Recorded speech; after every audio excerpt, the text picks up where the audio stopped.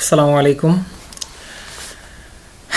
সম্মানিত অভিভাবকবৃন্দ ও আমার ছোট্ট সোনামণি ছাত্রছাত্রীরা সবাইকে আমার আন্তরিক শুভেচ্ছা জ্ঞাপন করতেছি।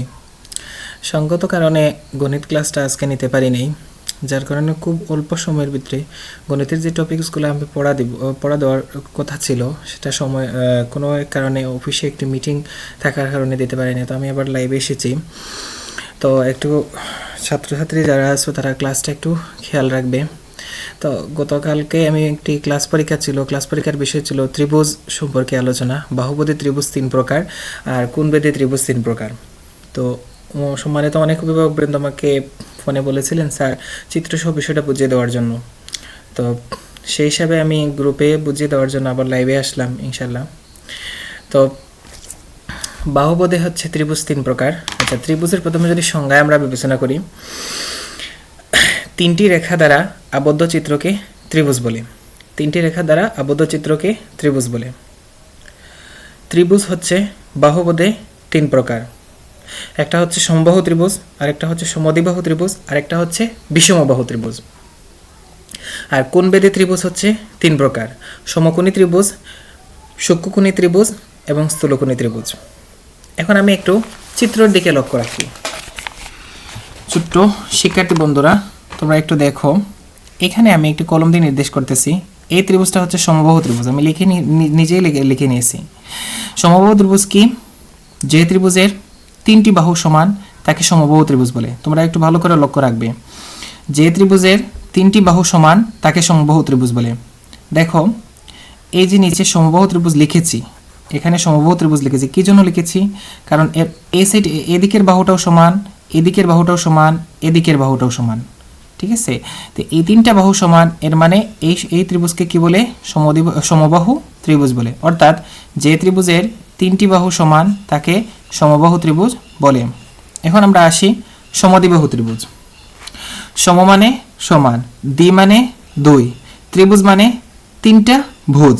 অর্থাৎ যে ত্রিভুজের 2টি বাহু সমান, এই একটা বাহু, এই একটা বাহু, আর এই বাহুটা অসমান, আর এই বাহুর সাথে এই বাহু এবং এই বাহুর কোনো মিল নেই। অর্থাৎ এই বাহু এবং ওই বাহু সমান, কিন্তু এটাও সমান। অর্থাৎ যে ত্রিভুজের 2টা বাহু সমান, তৃতীয় বাহুটি অসমান, অর্থাৎ যে ত্রিভুজের 2টি বাহু সমান তাকে সমদ্বিবাহু ত্রিভুজ বলে।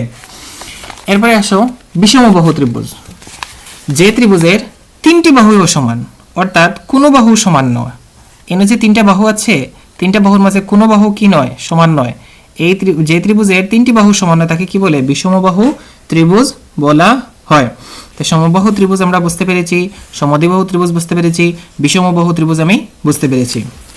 এখন আসো কোণবেদে। কোণবেদে ত্রিভুজ 3 প্রকার: সমকোণী ত্রিভুজ, সূক্ষ্মকোণী ত্রিভুজ এবং স্থূলকোণী ত্রিভুজ। সমকোণ কাকে বলে?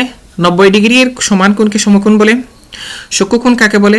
90 ডিগ্রি অপেক্ষা ছোট কোণকে সূক্ষ্মকোণ বলে। এটা আমি ক্লাসে তোমাদের বুঝিয়েছিলাম। আর স্থূলকোণ কাকে বলে?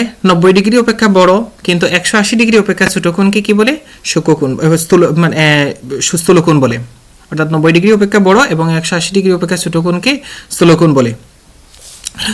তো এখন ত্রিভুজের ক্ষেত্রে যদি আমরা আসি, তাহলে প্রথমে আমরা সমকোণী ত্রিভুজ। এখানে আছে সমকোণী ত্রিভুজ। সমকোণী ত্রিভুজ কাকে বলে? যে ত্রিভুজের একটি কোণ সমকোণ, অর্থাৎ একটি কোণ 90 ডিগ্রি এবং অপর দুটি কোণ, এই একটা কোণ আছে আর এখানে একটা কোণ আছে, এই কোণটা হচ্ছে সূক্ষ্মকোণ। মানে যে ত্রিভুজের একটি কোণ সমকোণ এবং অপর দুটি কোণ সূক্ষ্মকোণ, অপর দুটি কোণ সূক্ষ্মকোণ। অর্থাৎ এই কোণটা সমকোণ আর এই কোণ, তারপর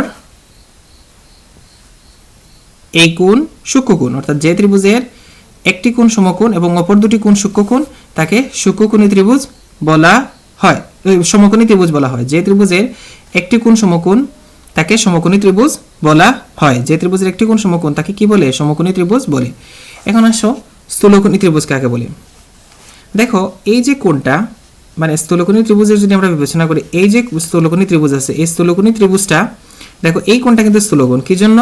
এটা 90 ডিগ্রি যদি হতো তাহলে সোজা উপরের দিকে উঠতো, কিন্তু এটা কি হয়েছে? 90 ডিগ্রি থেকে বেঁকে গিয়েছে, এদিক দিয়ে 90 ডিগ্রি থেকে এদিক দিয়ে কি হয়ে গেছে, বেঁকে গিয়েছে। অর্থাৎ আমরা যদি একটা বিবেচনা করি, দেখো স্থূলকোণী ত্রিভুজ, অর্থাৎ স্থূলকোণী ত্রিভুজের সংজ্ঞা আমরা বলতে পারি যে ত্রিভুজের একটি কোণ স্থূলকোণ এবং অপর দুটি কোণ সূক্ষ্মকোণ তাকে স্থূলকোণী ত্রিভুজ বলে। আমি আবারও বলি, যে ত্রিভুজের একটি কোণ স্থূলকোণ এবং অপর দুটি কোণ সূক্ষ্মকোণ তাদেরকে স্থূলকোণী ত্রিভুজ বলে, তাকে স্থূলকোণী ত্রিভুজ বলে। এখন আসো সূক্ষ্মকোণী ত্রিভুজ, লাস্ট যে আলোচনা। সূক্ষ্মকোণী ত্রিভুজ হচ্ছে যে ত্রিভুজের প্রত্যেকটি কোণ সূক্ষ্মকোণ তাকে সূক্ষ্মকোণী ত্রিভুজ বলে। যে ত্রিভুজের প্রত্যেকটি কোণ সূক্ষ্মকোণ তাকে কি বলে, সূক্ষ্মকোণী ত্রিভুজ বলে। আমি আবারও বলছি, যে ত্রিভুজের প্রত্যেকটি কোণ সূক্ষ্মকোণ তাকে সূক্ষ্মকোণী ত্রিভুজ বলে।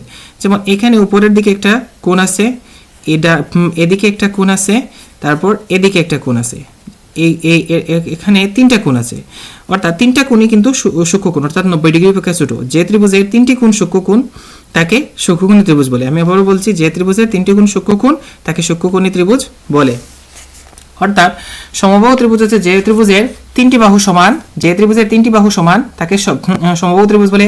যে ত্রিভুজের 2টি বাহু সমান এবং একটি বাহু অসমান তাকে সমদ্বিবাহু ত্রিভুজ বলে। যে ত্রিভুজের 3টি বাহুই অসমান তাকে কি বলে, বিষমবাহু ত্রিভুজ বলে। যে ত্রিভুজের একটি কোণ 90 ডিগ্রি তাকে সমকোণী ত্রিভুজ বলে।